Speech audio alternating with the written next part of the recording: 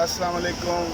سب سے پہلے تو مبارکباد سارے پاکستان میں رہنے والے پاکستانی بہن بھائی بزرگ ماں باپ کی جگہ ہے ہمارے، وہ ان سب کو، ہر چھوٹے بڑے کو، اور سب سے زیادہ مبارک ہو ہماری نیو جنریشن کو، کیونکہ یہ جو پاکستان دیکھیں گے یہ پاکستان ایک قوم ہوگی جس کی بنیاد ہم نے رکھ دی، آپ نے رکھ دی، جس کے بس میں جو تھا اس نے وہ کیا، اور الحمدللہ 8 فروری کو ہم نے ظلم کا بدلہ ووٹ سے دے کے ہم نے ایک اینٹ کا جواب پتھر سے دیا ہے، اور آپ کو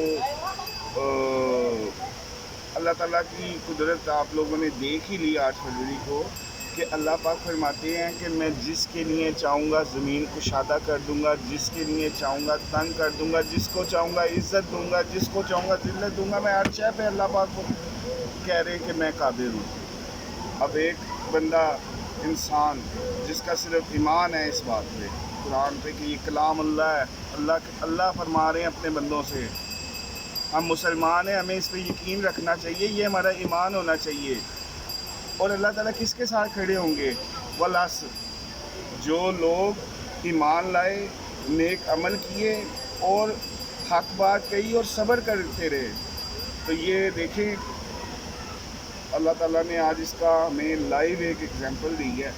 تو کبھی بھی غلط کے ساتھ نہیں کھڑے ہونا۔ دنیا میں آپ کو نقصان ضرور نظر آ رہا ہوگا، لیکن ایٹ دا اینڈ آپ کا وہ نقصان بھی اللہ پاک اپنی قدرت سے فائدے میں بدلیں گے، اور آپ کا آخرت کا بھی فائدہ ہی فائدہ ہے، اور آخرت کا فائدہ دنیا کے فائدوں سے بہت گنا بڑا ہے۔ تو اگین سب کو، پوری نیشن کو مبارک ہو۔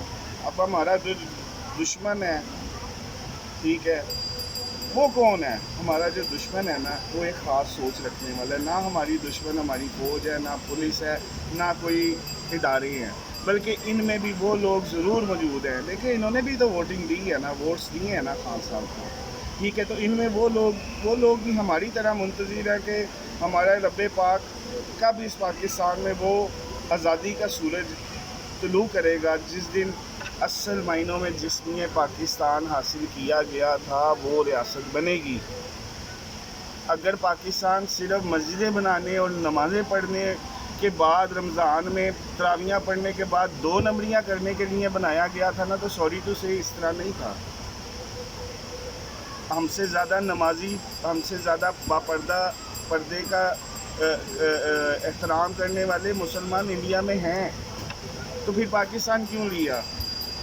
تو انشاءاللہ العزیز اب ہم ایک قوم بنیں گے، اور ہم اس مقصد کے لیے، جس مقصد کے لیے پاکستان کو ہم نے مانگا تھا، اللہ تعالیٰ ضرور ہمیں بخشیں گے۔ اور سب سے زیادہ مبارکباد ہے ہماری نیشن کو، نیو جنریشن کو، جو ابھی انشاءاللہ تعالیٰ پروان چڑھے گی، شاہین کی پرواز ہوگی، اور وہ بہت اونچی پرواز ہوگی انشاءاللہ العزیز۔ یہ ان کا پاکستان ہوگا، وہ ایک قوم بنیں گے انشاءاللہ العزیز۔ تو رہی بات، آگے چلتے ہیں۔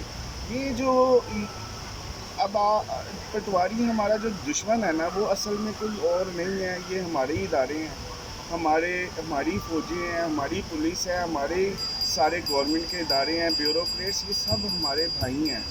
ہمارے نبی صلی اللہ علیہ وسلم کو بڑا غم ہوتا تھا جب کبھی کوئی بے ایمان لائے بنا اس دنیا سے چلا جاتا تھا، کہ یہ دوزخ میں، یعنی ایسی تباہی میں چلا گیا جس کی کوئی انتہا نہیں ہے، یہ اس کی زندگی جو نہ ختم ہونے والی زندگی ہے، برباد کر دی اس نے۔ بے ایمان کی موت مر گیا، حرام خوری کی موت مر گیا، حق کے ساتھ نہیں کھڑا ہوا۔ یہ میں نہیں کہہ رہا، یہ خان صاحب بھی نہیں کہہ رہے، یہ ہمارے نبی صلی اللہ علیہ وسلم، ہمارا قرآن ہمیں بتاتا ہے، ٹھیک ہے۔ اور یہ اللہ پاک نے اپنی قدرت سے ہر جگہ ثابت کرتے آ رہے ہیں۔ وہ اللہ تعالیٰ فرماتے ہیں ایمان والوں کے لیے نشانیاں ہیں، اور اسی طرح انشاءاللہ العزیز اب یہ جتنے جو لوگ ہیں جنہوں نے اس پورے سسٹم میں ایک مخالفت کی ہے، خان صاحب کی کہہ لیں، اصل میں مخالفت خان صاحب کی تھوڑی ہے، ایک نظام کی ہے، ایک سوچ کی ہے، اور وہ سوچ حق کی سوچ ہے، وہ سیلفشنس کی سوچ نہیں ہے۔ تو ان لوگوں کے لیے اب یہ ہے کہ یا تو وہ اب دیکھ لیں، خود کو مان لیں کہ آپ کے لیے بھی ایک بہت بڑی اپرچونٹی ہے، جائیں خان صاحب کے پاس، اور ان سے کہیں وہ بندہ لالچ کے لیے نہیں کھڑا، وہ آپ کو نیچا دکھانے کے لیے بھی کھڑا، ان کے لیے بھی نہیں کھڑا ہوا، وہ آپ سے بدلہ لینے کے لیے بھی نہیں کھڑا ہوا، وہ اس ملک کے لیے، ایک امت مسلمہ کے لیے کھڑا ہوا ہے۔ وہ آپ کو وہ انسان بنانا چاہتا ہے جس کی عزت ہوگی، جن کے آپ آگے جھکتے ہیں کہ آپ کو پسند نہیں، وہ آپ کے آگے جھکے اور وہ کر کے دکھائے گا، وہ آپ کو اس راستے پہ چلا دے گا۔ تو لہٰذا آپ خان صاحب سے بات کریں، ٹھیک ہے؟ یہ بڑا اچھا موقع ہے۔ دیکھیں، جو پہلے تو پی ایم ایل این کو سیٹس کے پہ نامینیٹ کرنے کے لیے لوگ ہی نہیں مل رہے تھے، پھر جیسے ترلے منتیں کر کے انہوں نے بندے پورے کیے ہیں، ان بندوں نے بھی اس شرائط پہ ان سے کہا کہ جی اگر ہم ہار گئے تو ہمارا پیچھا چھوڑ دینا۔ تو تو انہوں نے جو ہار گئے ہیں انہوں نے اپنے وعدے کے مطابق وہ پیچھے ہٹ گئے ہیں۔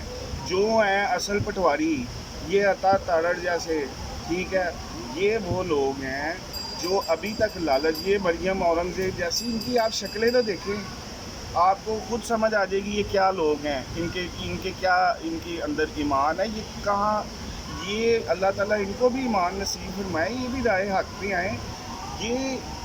یہ وہ لوگ رہ گئے جن کو کہہ کو آ کے جتوایا گیا۔ اور ٹو بی ویری فرینکلی، اگر پاکستان میں لکھ کے دے سکتا ہوں free and fair election result, آپ دیکھیں پاکستان سے خان صاحب 100% جیت چکے ہیں، سوائے ان علاقوں کے، وہ انٹیریئر سندھ کے جہاں پر اندھے رہتے ہیں، آپ حساب لگائیں، وہاں اندھے رہتے ہیں، جن کی آنکھیں نہیں ہیں۔ انٹیریئر سندھ کے اندر ایک گاؤں ہے جہاں پر سارے نابینا ہیں، اور آپ ان کی زندگی بسر کرنے کے کرتے ہوئے ان کو دیکھیں تو آپ کی روح کانپ اٹھے گی۔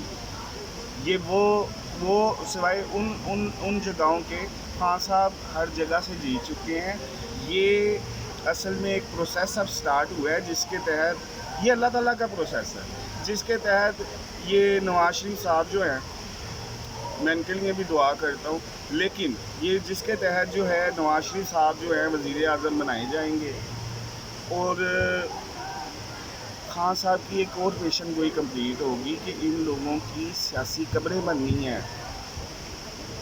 آپ جو مرضی کر لیں، ان کی سیاسی قبریں بنیں گی، جو لوگ ابھی بھی پیچھے نہیں ہٹیں گے، کہ یہ قدرت ہے اللہ تعالیٰ کی، یہ نظام ہے، آپ نے دیکھ لیا ہے۔ اب آپ ایمان لائیں، اگر آپ نے خان سے جیتنا ہے نا تو اس سے اعمال میں جیتنا ہے، اس سے زیادہ اچھے کام کریں، ٹھیک ہے، بجائے اس کے کہ اس میں کیچڑ اچھالیں، اس کو تنگ کریں، اس کے خلاف آپ کردار کشی کریں، اس کو تھریٹ کریں۔ نہیں، اگر آپ نے خان صاحب سے جیتنا ہے تو صرف ایک حل ہے کہ اس سے اچھے انسان بن کے دکھائیں۔ تھینک یو ویری مچ، اللہ حافظ۔